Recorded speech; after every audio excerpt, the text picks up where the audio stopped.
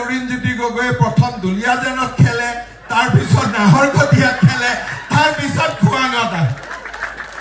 আৰু এইবাৰ যদি খোৱাং হাৰি যায়, অহাবাৰ মোৰ সমষ্টিতে গুচি যাব নেকি? এক জেগাত থাকিব নোৱাৰে, কিবা আছে ওৰ পৰা ত'ত ঘূৰি থাকিব। হিমন্ত বিশ্ব শৰ্মাই যোৱাকালি আমি দেখিছোঁ যে মোক লৈও তেওঁ বিভিন্ন কথা বতৰা কৈছে, তুচ্ছ তাচ্ছিল্য কৰিছে। আৰু চৰকাৰী অনুষ্ঠানত চৰকাৰী ধন খৰচ কৰি ব্যক্তিগত আক্ৰমণ, মানুহৰ মাজত মানুহক এটা নিম্ন ৰুচিৰ কথা বতৰা চৰ্চাৰ পিছত অসমৰ ৰাইজে উপলব্ধি কৰিছে যে তেওঁ নিজেই নিজকে কৈ দিছে, মই মুখ্যমন্ত্ৰী হ'বলৈ উপযুক্ত নহয়, মই এগৰাকী অনুপযুক্ত মুখ্যমন্ত্ৰী, মই এগৰাকী নিম্ন ৰুচিৰ এগৰাকী মুখ্যমন্ত্ৰী। তেওঁ এতিয়া তেওঁৰ যিটো কাম কাজ এইবোৰে তেওঁৰ ইমান আমি এই কথাতে প্ৰমাণ কৰি দিলে যে তেওঁ মুখ্যমন্ত্ৰী হ'বলৈ উপযুক্ত মানুহ নহয়, তেওঁৰ নিজৰ কাম কাজে প্ৰমাণ কৰি দিলে। তেওঁৰ ইমান নিকৃষ্ট মানসিকতা, তেওঁৰ ইমান স্থূল দৃষ্টিভংগী, তেওঁৰ ইমান ৰুচিহীন চিন্তা চেতনা, যাৰ কাৰণে এই কথা বতৰাবোৰ তেওঁ মানুহৰ আগত ৰাজহুৱাকৈ ক'ব পাৰে। বিগত সময়ছোৱাৰ যিবোৰ কথা বতৰা তেখেতৰ আছে, এই কথা বতৰাবোৰ আমি যেতিয়া আৰম্ভ কৰিম, তেওঁ পলাবলৈ অসমত তৎ নাপাব।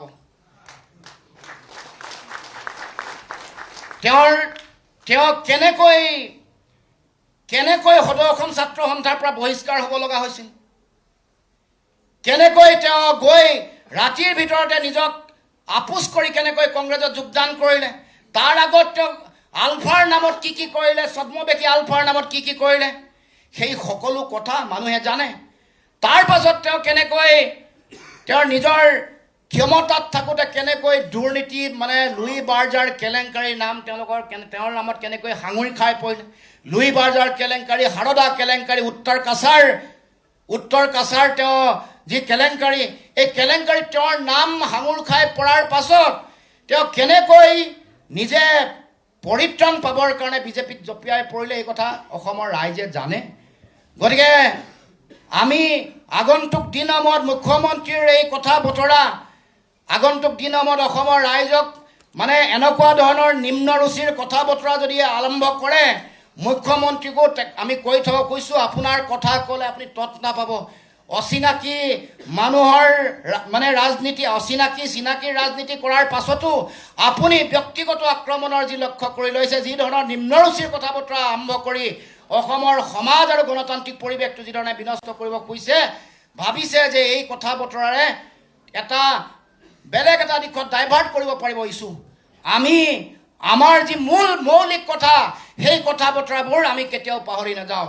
আপোনালোকে বিদেশী মানুহক ইয়াৰ পৰা টালি টোপোলা বান্ধি যাব লাগিব বুলি কোৱা, অসম চুক্তিৰ 6 নম্বৰ দফা কাৰ্যকৰী কৰিম বুলি কৈ অসম চুক্তিৰ 6 নম্বৰ দফাৰ প্ৰতিবেদন আজিলৈকে গ্ৰহণ নকৰা, অসমৰ মানুহক তেওঁলোকে 53 বছৰ অতিৰিক্ত বিদেশীৰ বোজা দিয়া, অসমৰ জনগণৰ যিটো মূল বিষয় আছিল যে আন যিবোৰ কথা মূল্য বৃদ্ধি তেওঁলোকে নিয়ন্ত্ৰণ কৰিম বুলি কৈ মূল্য বৃদ্ধিৰ হাৰ জাপি দিয়া 50,000 বিঘা আমাৰ জনজাতীয় মানুহৰ মাটি কাঢ়ি লৈ আম্বানী আদানীক দিয়া যিবোৰ মৌলিক কথা, 31 লাখ নিবনুৱা যুৱক যুৱতী আজিও চাকৰি বাকৰি নোপোৱাকৈ আছে, সেই কথা বতৰা 2,16,000 ঋণৰ বোজা, এই কথা বতৰাবোৰ মানুহৰ মাজলৈ আমিও লৈ যাম। যিমান ব্যক্তিগত আক্ৰমণ নকৰক লাগিলে, মূল ইছ্যু যিবোৰ প্ৰতিশ্ৰুতি তেওঁলোকে দিছিল, সেই প্ৰতিশ্ৰুতিবোৰ তেওঁলোকে পালন কৰাত চূড়ান্তভাৱে বিফল হৈছে। আৰু সেইকাৰণে তেওঁলোকে দিয়া প্ৰতিশ্ৰুতি পালন কৰিব নোৱাৰা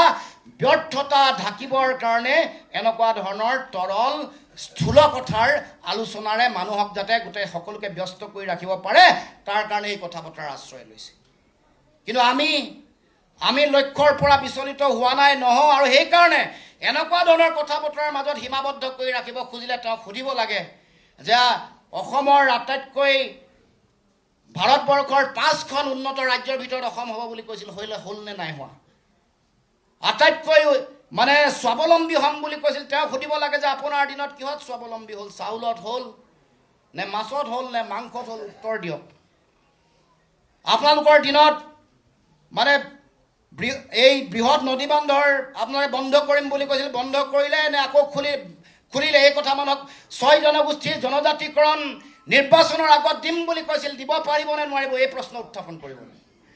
সেই প্ৰশ্নবোৰ যেতিয়া মানুহে লৈ যাব, সেই প্ৰশ্নবোৰ উত্থাপন কৰিব, তেতিয়াই তেওঁৰ যিটো এজেণ্ডা, এই যিমানবোৰ কথা কৈছে, পাতল কথা কৈ মানুহক তাত যাতে আবদ্ধ কৰি ৰাখিব পাৰে, এইটোৱে তেওঁৰ মূল চিন্তা। গতিকে আমি মৌলিক প্ৰশ্নবোৰলৈ ঘূৰি আহিব লাগিব।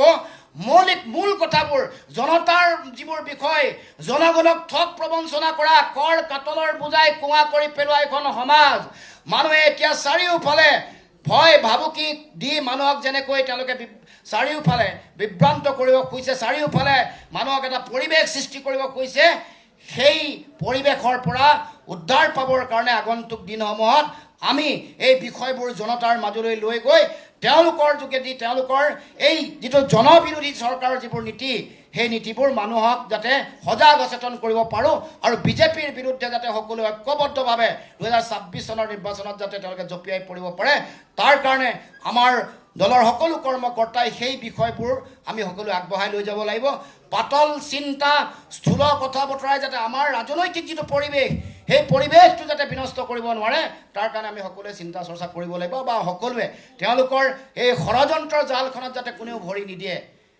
যিমান ছ'চিয়েল মিডিয়াত এনেকুৱা নেতিবাচক আলোচনা কৰাৰ মানে মানুহৰ এংগেজমেণ্ট বিচাৰে, তাত নেতিবাচক কথা বতৰাৰ আলোচনাত যাতে ছ'চিয়েল মিডিয়া, ফেচবুক, টুইটাৰ এইবোৰত যাতে জনগণ ব্যস্ত হৈ থাকে, যাতে প্ৰশ্ন নকৰে যে মোৰ চাকৰি কি হ'ল, মই আত্মসংস্থাপনৰ বাট কিয় বিচাৰি পোৱা নাই, যাতে প্ৰশ্ন নকৰে যে 6 জনগোষ্ঠীৰ জনজাতিকৰণ নিৰ্বাচনৰ আগত দিম বুলি কৈছিল কিয় দিয়া নাই, আমাৰ মাটি কিয় 50,000 বিঘা মাটি কিয় আম্বানী আদানীক দি দিয়া হৈছে, এই প্ৰশ্ন যাতে মানুহৰ মনলৈ নাহে, এই প্ৰশ্নবোৰ যাতে কৰিব নোৱাৰে, সেইকাৰণে সেই কথাত সীমাবদ্ধ কৰি ৰাখিবৰ কাৰণে তেওঁলোকৰ এইটো কুটকৌশল আৰু ষড়যন্ত্ৰ। এটা বিষয় উলিয়াই দিয়ে, সেই বিষয়টোক যাতে 5 দিন চলি থাকে, তাৰপিছত আৰু এটা নতুন বিষয়, কিন্তু মূল বিষয়বোৰৰ আমি প্ৰশ্ন আনিব লাগিব। উজনি অসমত যেতিয়া কৈছে যে চাহ বাগিচাৰ মানুহৰ প্ৰতি আমি নেকান্দো বুলি কৈছে, ক'ব লাগিব যে আপোনালোকে কান্দে, আপোনালোকে বিধানসভা নিৰ্বাচনৰ আগত চাহ বাগিচাৰ মানুহৰ হাতে হাতে মাটিৰ পট্টা দি দেখুৱাওক।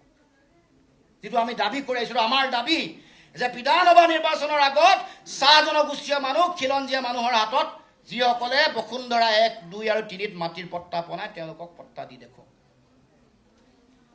তথ্য সহকাৰে কথা বতৰা কৈ তেওঁলোকে এই বিষয়বোৰত যদি তেওঁলোকক আমি জব্দ কৰিব পাৰোঁ, তেতিয়া নিশ্চিতভাৱে অসমৰ ৰাইজ সাজু হৈ আছে। তেওঁলোকক বিভ্ৰান্ত কৰিবলৈ চেষ্টা কৰিছে, পাতল কথা, কিছুমান শ্লোগানধৰ্মী কথা বতৰাই মানুহক তেওঁলোকে বিভ্ৰান্ত কৰিবৰ কাৰণে চিন্তা চৰ্চা কৰিছে। গতিকে ৰাইজকো ক'ব খোজোঁ যে আপোনালোকেও যি আঁচনিয়ে পাই ল'ব, কাৰণ এয়া জনতাৰ ধন, আপোনাৰ মোৰ কষ্ট উপাৰ্জিত ধন। দিন ৰাতি একাকাৰ কৰি শৰীৰৰ ঘাম মাটিত পেলাই কৰ দিছোঁ, খাজানা দিছোঁ, তাৰ পইচাৰে আমাক আঁচনিৰ ধন দিছে, তাৰ কাৰণে আমাৰ মগজটোক কিনিব নোৱাৰিব, বিবেকক কিনিব নোৱাৰিব।